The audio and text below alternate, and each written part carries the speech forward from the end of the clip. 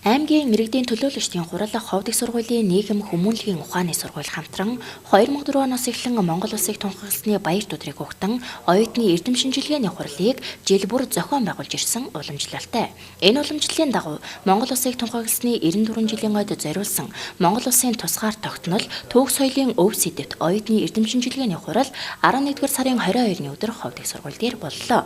Тус хурлын нээлтийн үйл ажиллагаанд аймгийн иргэдийн төлөөлөгчдийн хурлын нарийн бичгийн дарга Сандаг сүрэн ховд их сургууль нийгэм хүмүүнлэгийн ухааны тэнхимийн эрхлэгч мөн хоёр болон эрдэмтэн багш оюутнууд оролцсон юм а. Өнөөдрийн энэ эрдэм шинжилгээний хурлаар нийтдээ 8 илтгэлийг хилцэхээр бид бүхэн хөтөлбөртөө оруулсан байгаа. Ирсэн илтгэлүүдийг бол манай эрдэмтэн багш нар бол уншсан, шүүсэн. Ингээд хоёр дахь шатны одоо хуралдаанд бол 8 илтгэлийг бол шалгаруулж оролцуулаад байгаа. Нийтдээ бол нэг 15-6 илтгэл бол ирсэн байгаа. Тэгээд 50% нь бол үндсэндээ хилцүүлэх шаардлагагүй гэж ингээд буцаасан байгаа. Тэгээд энэ хурлаараа бол баруун бүсийн Монголын түүх, Монгол улсын улс тунхагласны тусгаар тогтнолтой холбоотой сэдв, баруун Монголын түүх соёлын дурсгал, угсаатны зөв ард түмний соёлтой холбоотой юм нийт 8 илтгэлийг бол хилцэхэд бэлэн болоод байна. За энэ баг хурал маань 2005 оноос хойш жил бүр Ховд аймгийн иргэдийн хурлын нэрмжтгс уламжлал болгоо өгдөг. 14 дахь жилдээ өнөөдөр зохион байгуулагдаж байна. За энэ 2005 онд би хурлын ажлын албаны ажилтан байхдаа бас энэ ажлыг санаачилж эхлүүлсэн ажил маань одоо бас ингээд үр дүнгээ өгөөд явж байгаа бас баяртай байгаа. За энэ дээр манай Ховд их сургуулийн түүхийн тэнхим өнөөдөр бас эрдэмтэн багш нар энэ одоо ажлыг хэрэгжүүлэх, за үр дүнд хүрэх тал дээр нэлээд анхаарч байгаа. Бидний зорилго бол ерөөсөө монголчууд маань бид түүхээ мартах учиргүй. Монгол улсыг одоо бүгд найрамдах Монгол ард улсаа гэж тунхагласан. Энэ бол одоо Монгол улсын хэмжээнд түүхэн одоо ач холбогдолтой зүйл. Энэ ингэж тунхагласнараа бид өнөөдөр оршин тогтнож цаашид одоо Монгол улс хэмээн дэлхийд аян дээр гаргаж ингэж явж байгаа.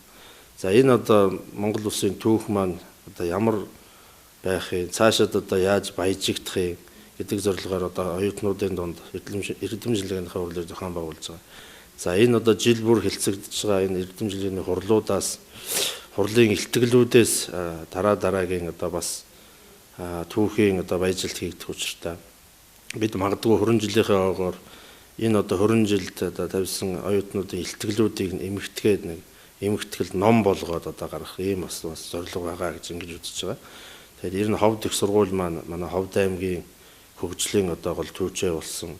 Тэнд байгаа эрдэмтэн багш нар маань одоо Ховд аймгийн хөгжилд үе үеийн одоо багш удирдлагууд нь Ховд аймгийн хөгжилд үнэтэй нэмэр оруулж ирсэн. Цаашдаж бас бид Ховд их сургуультай хамтраад Ховд аймгийнхаа хөгжлийн ирээдүйг одоо тодорхойлох ийм одоо том бааз суурь. Тийм учраас энэ Ховд их сургуулийг төгсөж гарч байгаа оюутнууд маань бас энэ мэрэгжлэрээ түүхийнхаа чиглэлээр цаашид одоо Ховд аймагт өгөн Монгол улсын одоо түүхийн одоо баяжуулах үйл хэрэгт одоо онцгой ач холбогдол өгнө гэдэг зорилгоор бид бас энэ жил уламжлал болгоо явагдаа гэдэг. Тусгаар тогтносон Монгол улсын түүх соёлын уламжлалыг залуу үеийнхэнд өвлүүлж үлдээх, үйл хэрэгт хувь нэмэр оруулах, оюутнуудын их түүхээ сонирхон судлах, эрдэм шинжилгээний ажлыг дэмжин урамшуулах, их түүх соёл уламжлалаараа бахархах үндэсний үзэл төлөвшүүлэх, түүхэн хүний амьдрал тэмцлийн замналыг судлан тодруулж, тэдний суралцах залуусын дунд оюунлаг өрсөлдөөн бий болгоход эрдэм шинжилгээний хурлын зорилго чиглэгдэж байлаа.